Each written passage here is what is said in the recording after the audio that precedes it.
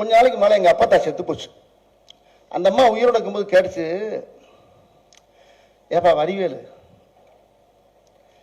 எதில் வந்த? ஏரோப்ளேனில் வந்துட்டா, பிளேட்டில் வந்தேன். பிளேட்டில் வந்த